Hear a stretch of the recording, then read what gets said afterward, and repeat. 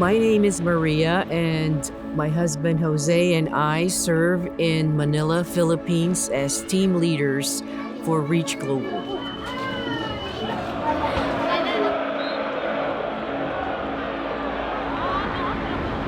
So I'm Matt, and I serve with ReachGlobal here with my family. One of the things I'm directly involved with is I'm a chaplain for a professional rugby team. My name is Austin. My wife and I are currently serving in Southeast Asia alongside national church planters to multiply transformational churches among all peoples.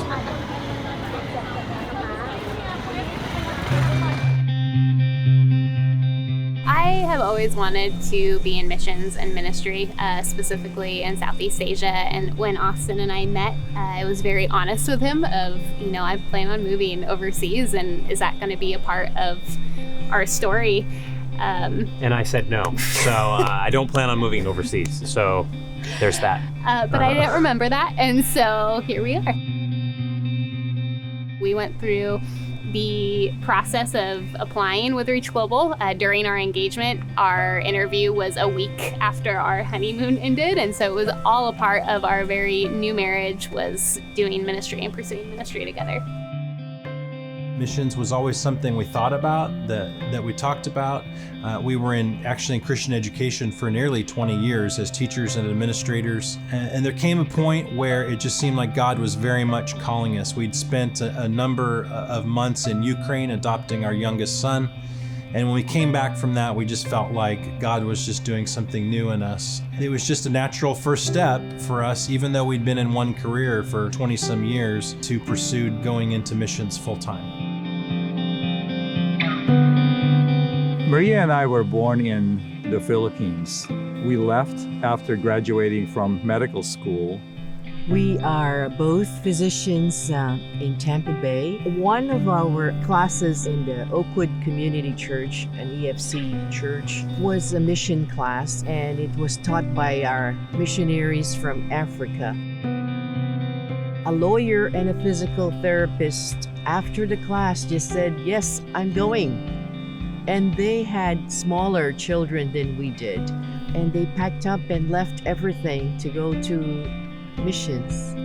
That really spoke to me. I was asking the Lord, why them and not us?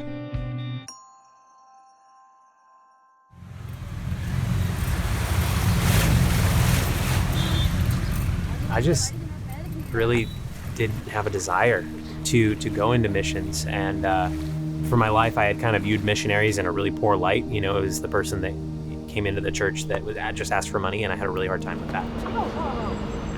We'd be bringing over kids ages kind of 10 to 13 at the time. And so that was our biggest concern, is just how they would transition and if they would do well in the schools and whatnot. Having been raised by my grandparents myself, and knowing the significance of spending time with the grandkids, I was thinking of this will be a very different dynamic now, with me being able to spend less time with the grandkids. For me, it was just really a process of going through, first off, my misconceived view of people, just a lot of pride coming from me, but also recognizing that God has called us to further than just what's comfortable for us. And so it was really helpful and valuable for me to start to see throughout just the biblical narrative of people being called out of where they were comfortable into places where it was just they needed God to be their sufficiency.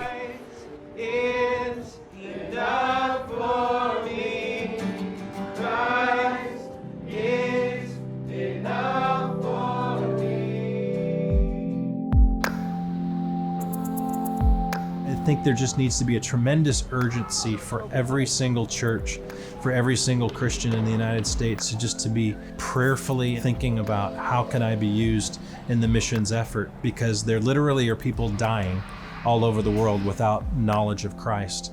And that's the norm. That's not the exception. As physicians, we had the opportunity to help with the healing of the body and sometimes the mind, but to actually see a person grow in understanding the good news of Jesus Christ and eventually accept Him as personal Savior and Lord, that has eternal consequences. And there's no greater joy than to see that in a person. He does desire to use us, but He doesn't have to. And so it's an invitation to be a part of missions and ministry. And it's a valuable invitation that we should take seriously, but also know that at the end of the day, it's not about us. It's about Christ and the gospel transforming the rest of the world. We don't transform people. We don't save people. Christ does.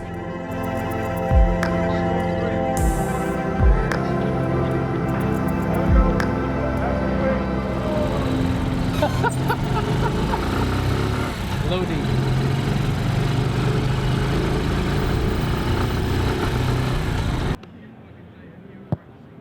I'm ready. Just drop it. Just drop it.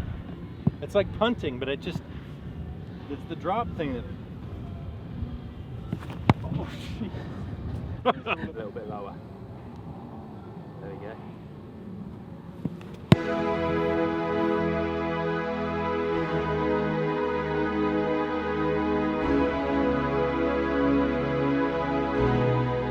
Reviewing the EFCA statement of faith has given us so much confidence in choosing ReachGlobal as the organization to join, because ReachGlobal is the international missions arm of the EFCA.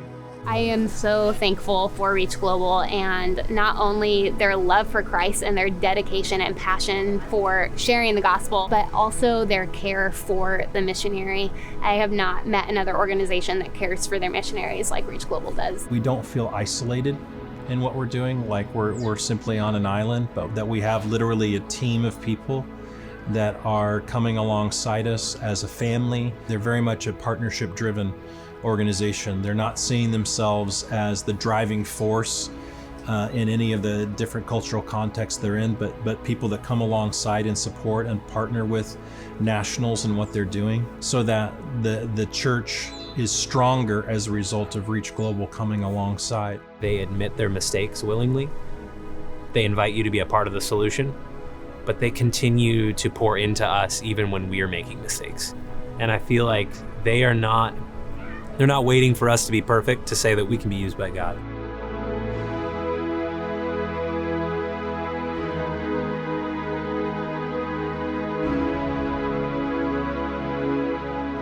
I think missions over the years has changed a lot. Not necessarily for better or worse, it's just changed with each decade and the types of things that people would consider missionaries doing. I think that God has gifted each of us uniquely, and that is a beautiful thing about the God that we serve, is that He's creative and that He values individual giftings that He plans to use for His purposes and His glory. Literally one day I got out my computer and opened up Excel, and I just listed all the different jobs that people could do in London immediately. Basketball coach, youth worker in the inner city, web designer, filmmaker, pastoral intern. The list just went on and on and on and on. You don't have to have like this certain standard or level of perfection that you think that you're at in order to be able to serve, that God can use you and use your gifts. So don't let that be a stumbling block, thinking, oh, I'm not good enough, or I'm not skilled enough. No, God can use you in a variety of contexts. So I think that's one of the most important things for people to understand about missions, is to not to say, well, I don't really fit into the missionary box. Actually, I think everybody fits into the missionary box.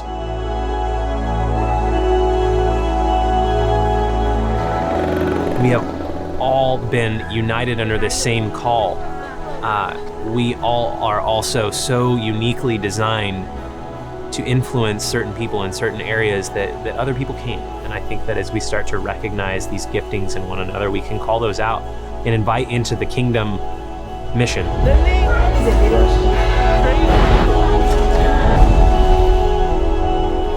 We are going to multiply transformational churches by being transformational ourselves.